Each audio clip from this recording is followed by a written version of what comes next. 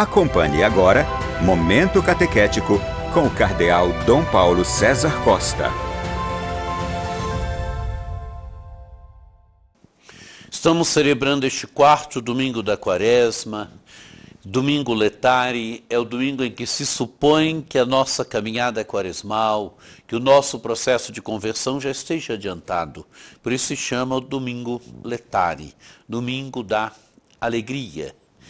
Esse nosso processo de conversão, que é a conversão pessoal, mas é que é a conversão também olhando para a vida da sociedade, o tema da campanha da fraternidade, fraternidade, ecologia integral, Deus viu que tudo era muito bom.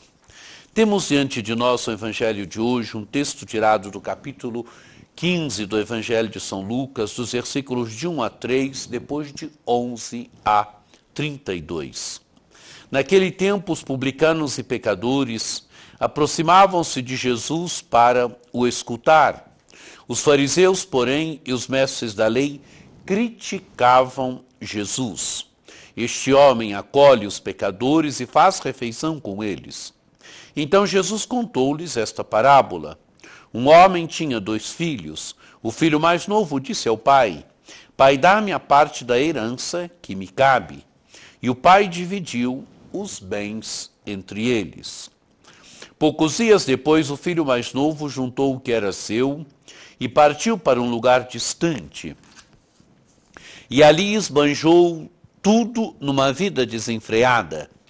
Quando tinha gasto tudo o que possuía, houve uma grande fome naquela região, e ele começou a passar necessidade. Então foi pedir trabalho a um homem do lugar, que o mandou para seu campo cuidar dos porcos. O rapaz queria matar a fome com a comida que os porcos comiam, mas nem isto lhe davam. Então caiu em si e disse: Quantos empregados o meu pai tem pão com fartura, e eu aqui morrendo de fome? Vou-me embora, vou voltar para meu pai e dizer-lhe: Pai, pequei contra Deus e contra ti. Então chamou um dos criados e perguntou o que estava acontecendo. O criado respondeu: É teu irmão que voltou. Teu pai matou o novilho gordo, porque o recuperou com saúde. Mas ele ficou com raiva e não queria entrar. O pai, saindo, insistia com ele. Ele, porém, respondeu ao pai: Eu trabalho para ti tantos anos, jamais desobedeci a qualquer ordem tua. E tu nunca me deste um cabrito para eu festejar com meus amigos. Quando chegou este teu filho, que esbanjou teus bens com prostitutas, matas para ele o novilho cevado.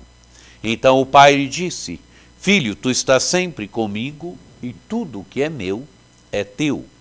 Mas era preciso festejar e alegrar-nos, porque este teu irmão estava morto e tornou a viver, estava perdido e foi encontrado.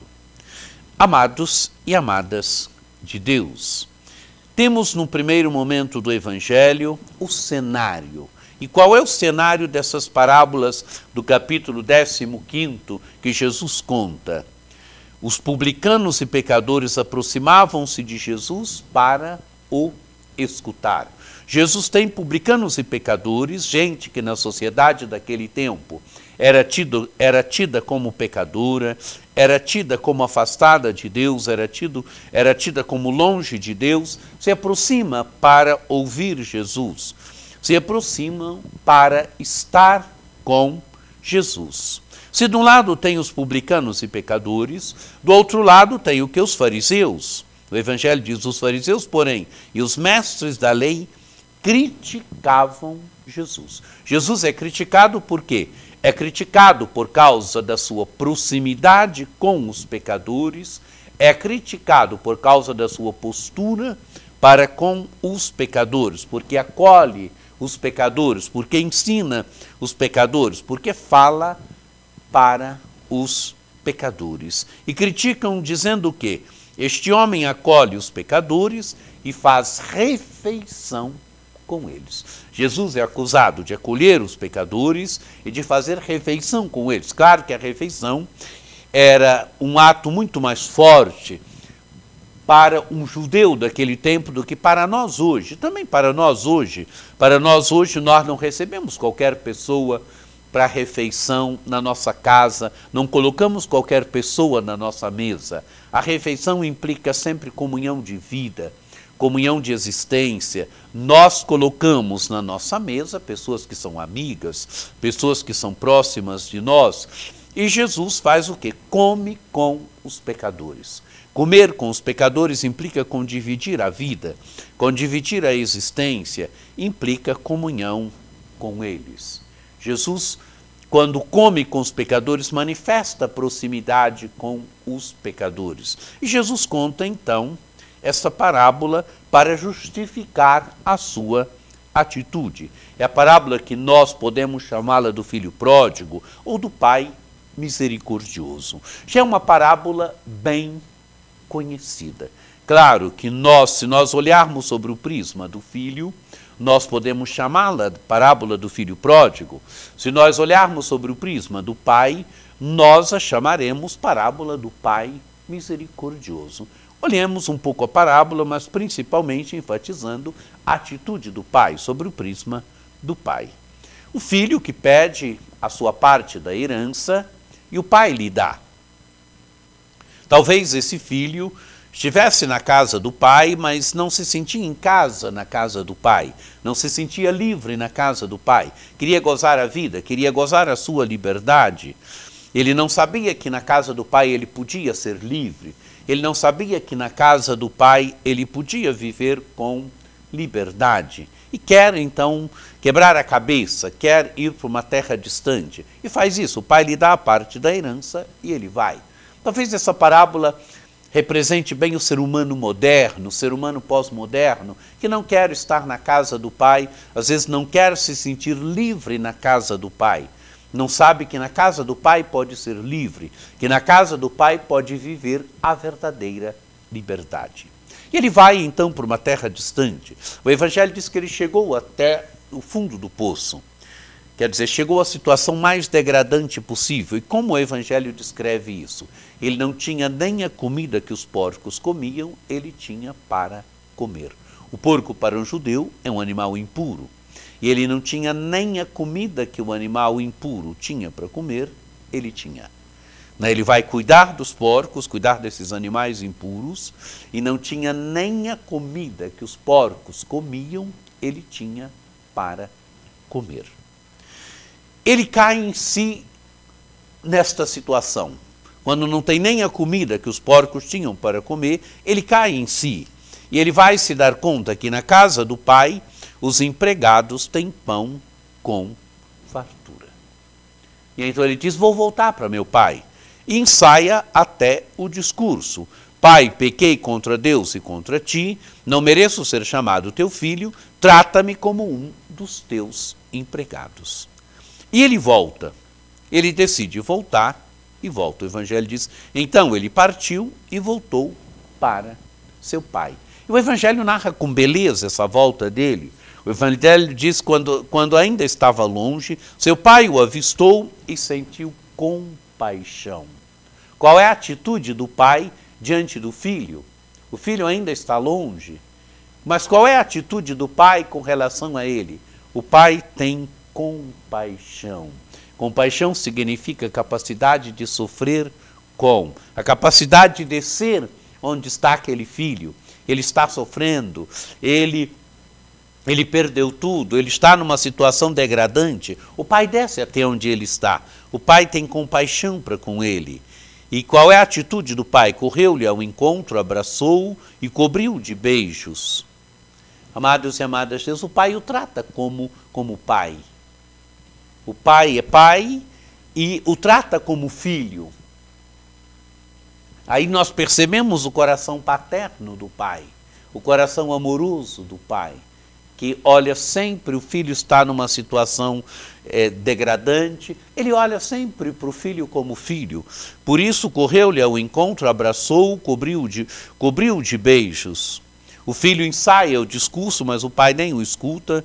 O pai diz aos empregados, trazei depressa a melhor túnica para vestir meu filho, colocai um anel no dedo e sandália nos pés.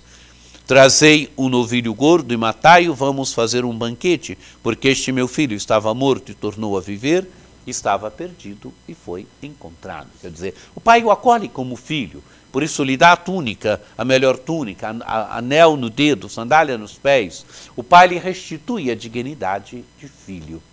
O pai dessa parábola, amados e amadas de Deus, é o nosso pai. É o nosso pai que tem sempre um grande amor por cada um de nós.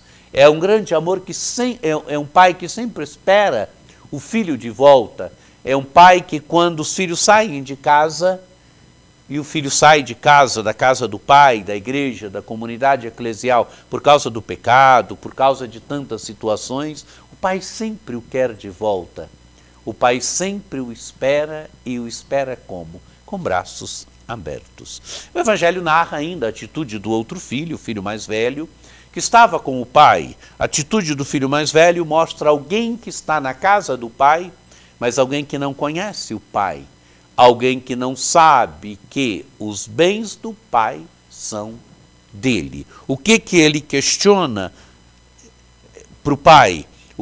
Qual é a sua reivindicação para o pai? Eu trabalho para ti tantos anos, jamais desobedeci a qualquer ordem tua, e tu nunca me deste um cabrito para eu festejar com meus amigos. E recrimina o pai: quando chegou este teu filho que esbanjou teus bens com prostitutas, matas para ele o novilho cevado.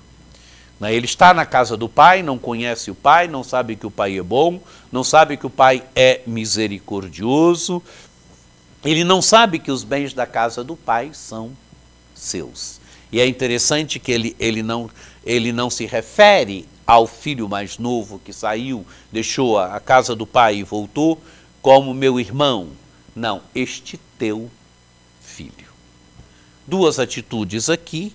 A atitude do pai, que é misericordioso e acolhe o filho com misericórdia. A atitude do outro irmão.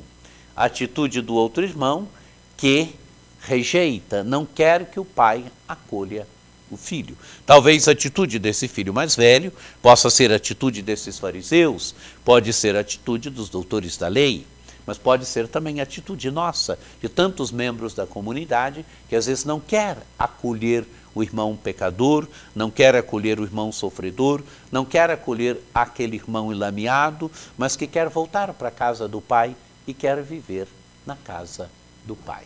Que este Evangelho nos ajude a percebermos, como diz São Paulo para nós na segunda leitura, todos nós somos filhos da misericórdia. Cristo nos reconciliou com Deus. E quem verdadeiramente vive reconciliado com Deus se torna também objeto de reconciliação. Ajuda os irmãos e irmãs a viverem reconciliados. Que essa parábola nos ajude a percebermos o amor do Pai, nos ajude a percebermos que o Pai nos ama, que o Pai é misericordioso, que essa parábola nos ajude a percebermos que o amor do Pai foi tanto por nós que em Cristo Ele nos reconciliou. Porque em Cristo Ele nos reconciliou, nós podemos viver reconciliados, nós podemos também ser instrumento de reconciliação para tantos irmãos e irmãs. Que você tenha um domingo muito abençoado, que desça sobre vós, sobre vossas famílias, a bênção do Deus Todo-Poderoso, que é Pai e Filho e Espírito Santo. Amém.